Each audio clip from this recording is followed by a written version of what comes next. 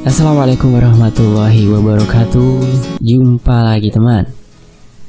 Kali ini masih seperti biasa ya, saya akan bawain kisah-kisah horor yang diangkat dari kisah nyata yang dituliskan oleh Siska Novi.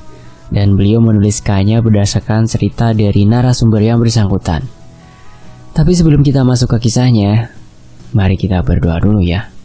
A'udzu bikalimatillahi tammati min syarri ma khalaq. Bismillahirrahmanirrahim. La yadurru ma'asmihi syai'un fil ardi wa la fis sama' wa huwas samiul 'alim.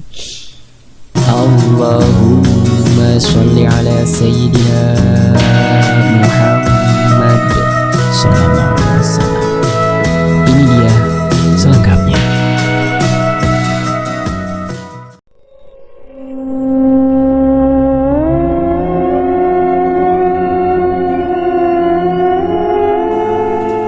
Pak Rafiq dan keluarga baru saja pindah dari kota ke sebuah desa yang berada di selatan kota Jember. Kebetulan beliau adalah seorang dokter yang ditugaskan di tempat sana. Pak Rafiq diberi fasilitas rumah dan kendaraan sepeda motor untuk mempermudah kehidupannya di sana. Selama bertugas di sana selama setahun, beliau memang menjadi dokter pengganti sementara. Ya, karena perannya sebagai pengganti Dokter Bayu selama setahun di sana, akhirnya pihak desa memberikan rumah yang sudah tidak pernah ditinggali oleh pemiliknya. Entah si pemilik kemana, namun rumah itu sudah diamanahi untuk ditempati oleh tamu desa jika berkunjung ke sana. Nak Rafiq, ini kunci rumah jenengan. Nanti ada sepeda motor biar diantar Tarpin ke sana, ucap Pak Lurah. Pak Rafiq yang saat itu senang dengan sambutan warga di sana menjadikan dirinya semakin semangat untuk mengemban tugas menjadi dokter puskesmas. Ya, walau hanya setahun. Tiba di ujung jalan, Pak Rafiq beserta istrinya melihat sebuah rumah yang jarak antara rumah warga lainnya agak jauh. Kurang lebih berjarak 50 meter. Rumah itu sendiri hanya Mbak Zainul yang menjadi tetangga dekat mereka. Saat memasuki pagar rumah, hawa aneh terasa. Ya, ayah, kok perasaanku gak enak ya? Rumah sih bagus, tapi saat aku buka pagar kayak gimana gitu, ucap Fitri, istri Pak Rafiq. Pak Rafiq saat itu hanya tersenyum melihat istrinya dan berkata, "Itu cuma perasaanmu saja, ayo masuk," ucapnya. Tak terasa ternyata Fitri merasa aneh saat itu. Dia seperti merasakan ada orang yang sedang memperhatikannya saat itu. Dia pandangi sekeliling tempat itu, benar saja. Di balik pohon, ada seorang yang sedang mengintip. Tak lain adalah Mbah Zainul. "Ayah, itu siapa?" ujar Fitri. Pak Rafiq yang saat itu spontan mencari kemudian mengarahkan wajahnya ke arah yang ditunjuk Fitri. Kemudian Pak Rafiq tersenyum. "Oh, itu tetangga kita. Namanya Mbak Zainul. Udah jangan khawatir, orangnya baik kok. Sebelumnya aku sudah bertemu." Fitri yang saat itu sudah merasakan hal yang aneh dan sedikit cemas, hanya mengikuti perkataan suaminya.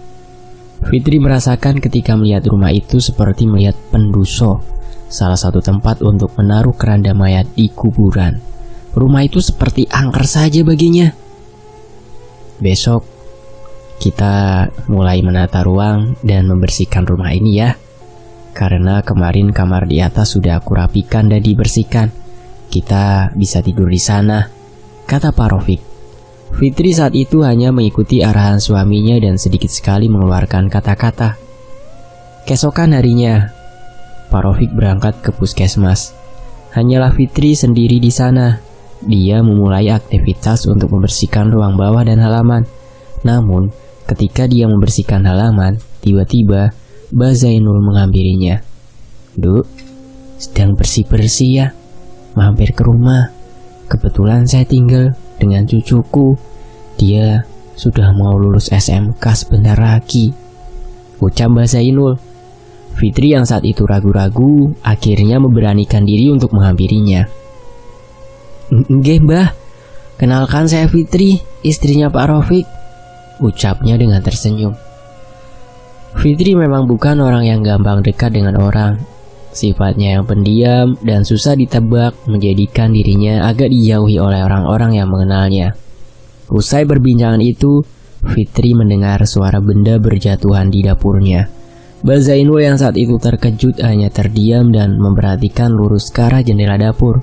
Fitri yang saat itu mendengar langsung berlari dan melihat apa yang terjadi.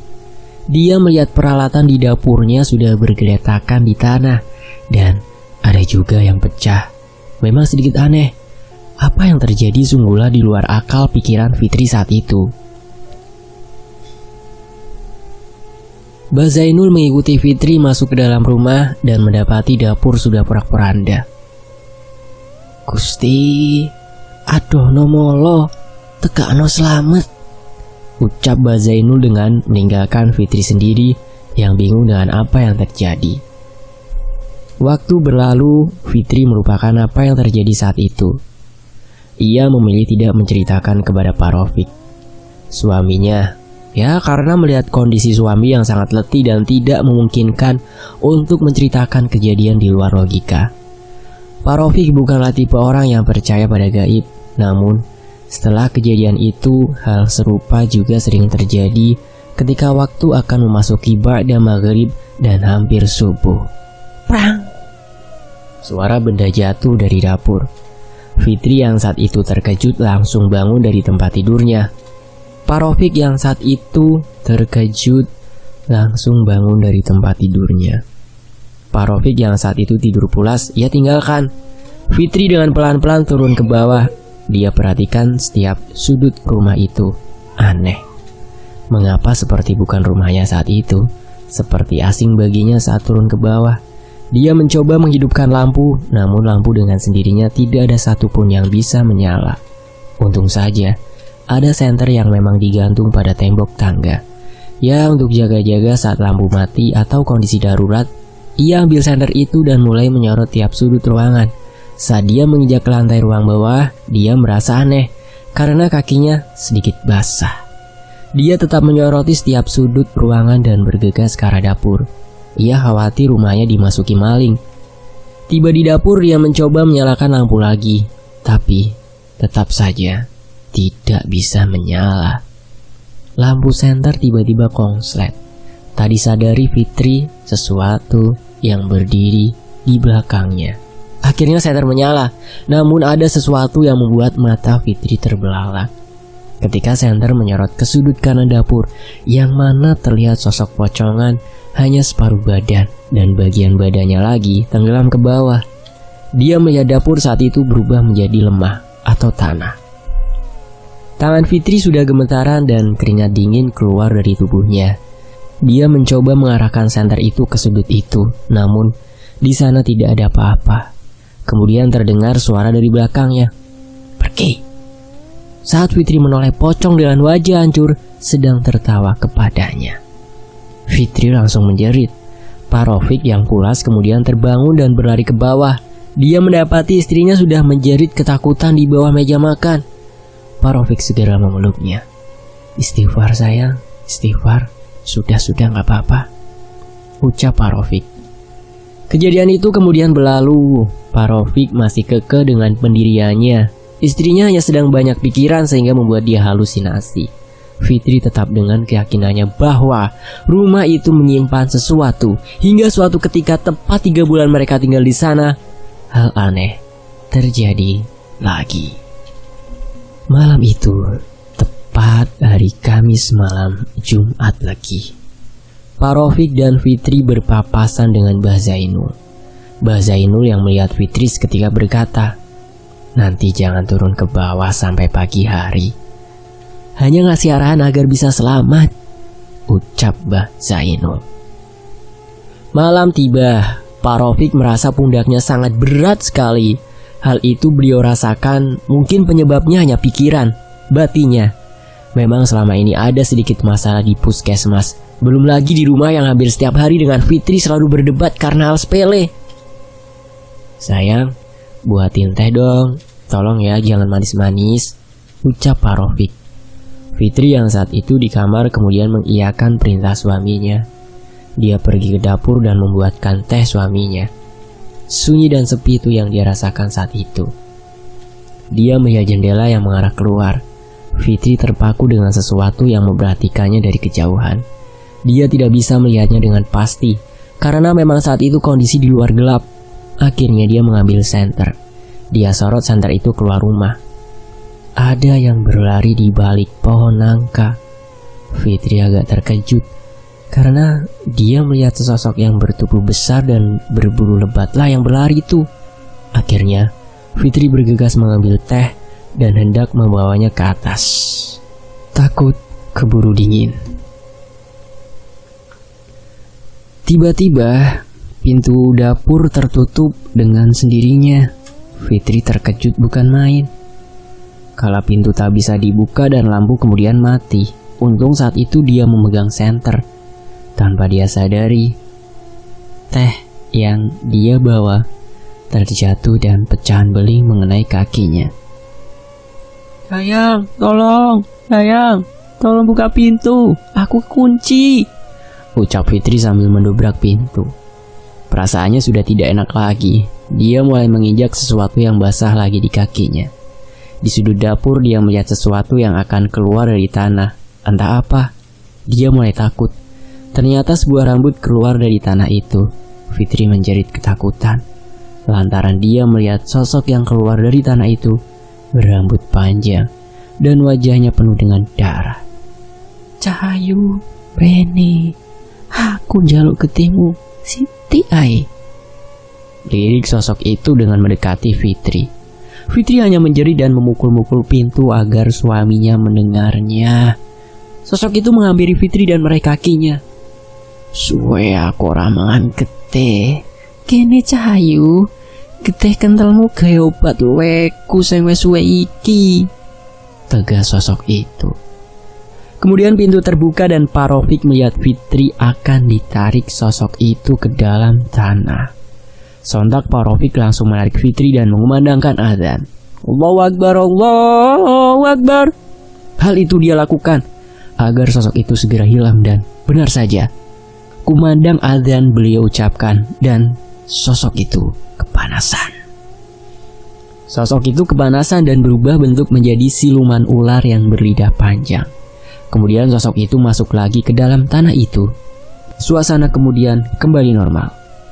Pak Rafiq memeluk Fitri. Maafkan aku sayang, selama ini tidak mempercayai kata-katamu, ucap Pak Rafiq. Keesokan harinya mereka bertemu dengan Mbah Zainul dan menanyakan sesuatu mengenai rumah yang ditinggalinya. Biyen yo, dahulu rumah ini tuh ditempati sama keluarga yang garis hidupnya bejo. Pak Sami'o namanya. Beliau memiliki istri yang namanya Bu Khotimah dan mempunyai 4 anak yang pintar, ucap Mbah Zainul. Karena saking beruntungnya hidupnya, dia sampai punya sawah dan lahan tanduran di mana-mana. Orangnya nggak medit dan suka memberi. Petaka itu dimulai ketika dia mempekerjakan seorang pembantu di rumahnya, namanya Warsina. Dia bekerja menjadi pembantu di sana. Aku juga mengenalnya. Dia awalnya orang yang baik. Entah mengapa tiba-tiba dia menjadi seperti itu. Kabarnya dia iri dengan keharmonisan rumah tangga Bu Khotimah dan anak-anaknya, karena nasibnya tak seberuntung mereka. Warsina memiliki suami yang suka mabuk-mabukan dan juga menghabiskan celengannya Warsina. Anaknya yang semata wayang juga nurun bapaknya, jadi anak nakal. Tidak heran jika Warsina sering diperlakukan kasar oleh anak dan suaminya. Suatu hari, Pak Sami'o niatnya cuma bercanda. Tidak ada niat serius melukai hati Warsina saat itu. Guyon, Pak Sami'o itu bilang, walah nah, seumpama awakmu iki sik ayu, gak buluk ngono, tak rapi karo aku. Ya, ucapan itu yang membuat Warsina sakit hati kepada Pak Sami'o dan semua. Hanya omong biasa, cuman jadi masalah. jadi masalah yang berat buat Pak Samiun.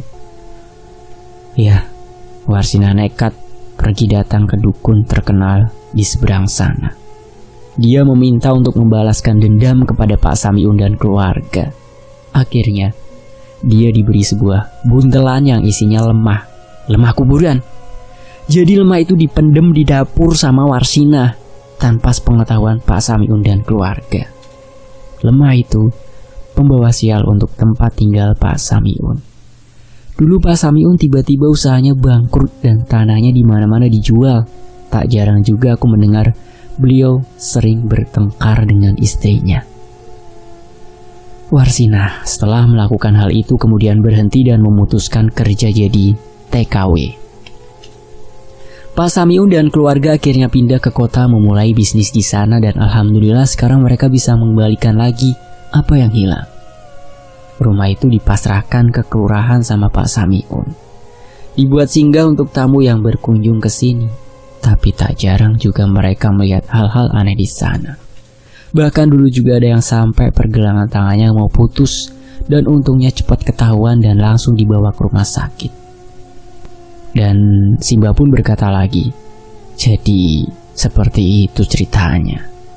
Makanya dulu Nak Rofe itu aku suruh tidur di atas saja, jangan di bawah.